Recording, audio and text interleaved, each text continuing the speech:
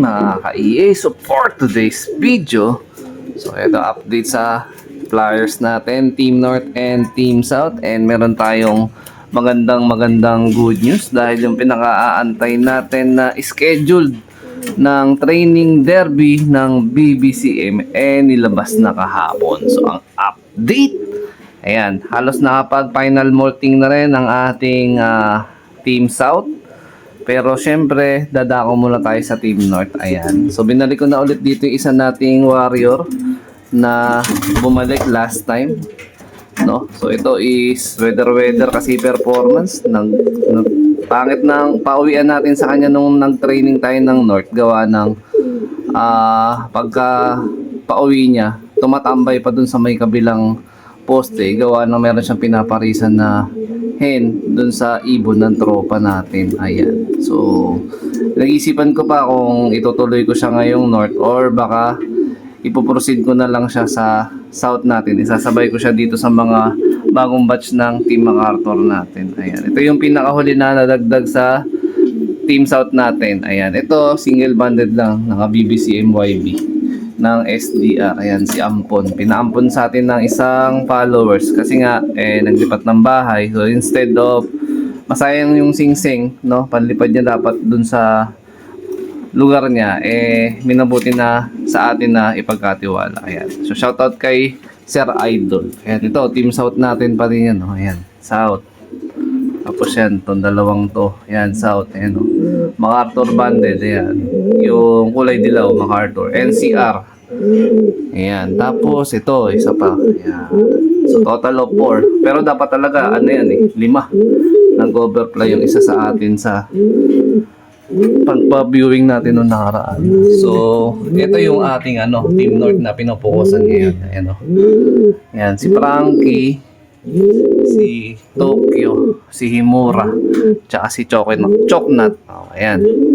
Ilan ba sila? 4? O, 4. Pang-5 to, kung sakali, na ibabalik natin sa North Training. Ayan, o. So, yung BBCM magi-start ng last week ng August training, no? So, malamang sa malamang dahil nasa area ako ng Bulacan, mga kalapatids, yung unang week ng club training ng BBCM, malamang hindi na natin sasampahan yun kasi gawing dito lang yan sa Bulacan di ba nga yung TDFC nag-a-advance ng club training nitong nakaraan. So paano na tayo sa TDFC?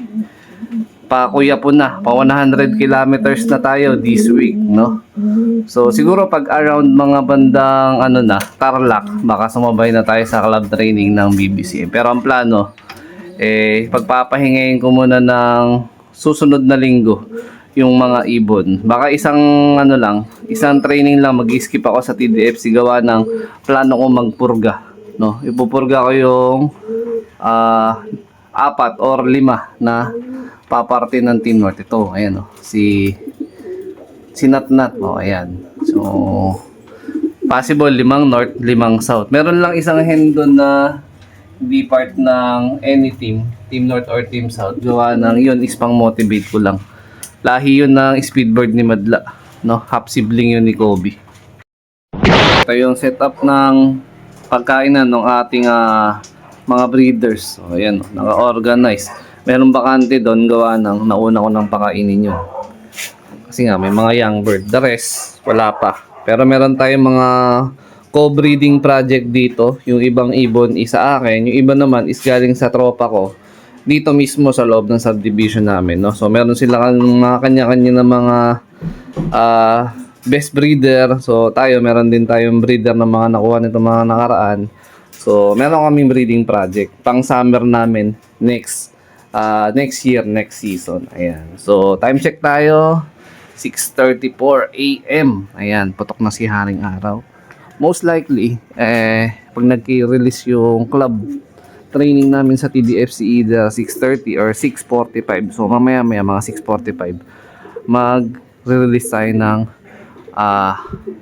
loop line natin sa mga ibon. Ayan, yung Team North and Team South magkasama na. Ayan, magbibigay din pala kasi ako sa mga young birds na nandyan sa breeding section ng Victory Pills tsaka ng calcium lactate. Siyempre support dyan. Twice a week yung Victory Tapos etong calcium, pwedeng once a week pero pwede ring twice a week din. Ayan. Depende na lang sa sa trip nyo. Ayan. So yung possible na 4 or 5 na isasampa natin sa BBCM North, isa lang doon yung naka-young bird ng North. The rest nakapang old bird na, no? So tingnan natin kung meron magandang i-resulta itong padating na North natin. Siyempre kailangan tapusin muna natin yung pinaka club training natin, no? Kasi siyempre yun yung kailangan nating masurpass o malusutan yung club training muna bago tayo magpo-proceed sa pinaka derby natin. So itong pula na to is inbreed na to ng Reso cross dun kay Red Batusay. So si tsaka itong pula, iisa tatay niyan. Ayan, si Red Batusay. Si Red Batusay naman is direktang anak yun ni Batusay ko, yung Javier Lete Clacker. Ayan, butas lang ng isang lap yun ng matnog, si Batusay ko. Pero Clacker ko ng Javier yun, tsaka Clacker ko din ng Santa Margarita, Samar yun, tawid dagat. O ayan. So more on pinapaikot ko dito ng mga bloodline, especially yung mga nililipad ko is may pasok ng talaga ng Javier ko. Ito inbreed to. Kanino ba tong okay, yung direktang lola ni Batusay, cross kay Batusay. Ayan, inbreed to. Ayan, ito lang yung naka-young bird ko pala sa North. Ayan, ayan kulay check na yan, checkered na white fly. Ayan, kamukha ni Batusay, oh. May marking siya na puti sa noo or sa pinakama. Ayan yung trademark nung Javier ko.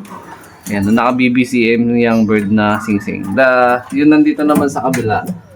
Si Tokyo, lahi naman to ni Japan na nakakross kay Lady Minato. Si Lady Minato naman is anak yon ni Batusay. So si Lady Minato, ni-race ko nung nakaraan yon. Javier later rin yun, pero finisher na lang. Nakauwi yun after 1 month ng Javier. Pero maganda lipad nun kasi nagkatbalogan daybird sa akin yun eh. Si Lady Minato nag 900 plus speed pa sa akin yun. Ayan. So, tiwala tayo sa bloodline. So, pinapanalangin ko na lang na maging maganda yung health ng mga ibon natin. So, most likely, recovery ang pinaka-big issue natin dito pagka uwi. Tapos, syempre, yung panahon din sana sa mga susunod na mga races, maging maganda yung panahon, no? Kaya lang, itong mga season na to, like pag pumasok yung September, medyo maulan pa rin yan eh. Pero, pinagdadasal natin na makalusot yung mga ibon natin dito sa EA-Lo. A few moments later.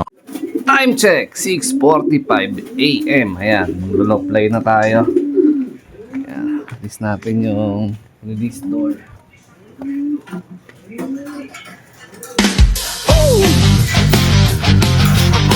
Kabog, paikabog. Naglalaban pa ang mga ibon, sila nga nananamasigla.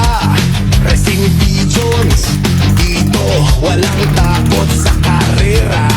Pakpak, ninyukim, mabilis pa sa ipo-ipo. Hari ng karera, dito makikilala to. Ibon sa ere,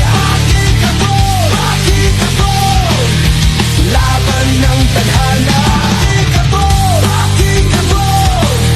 Walang maliligaw. Sige, ituloy natin.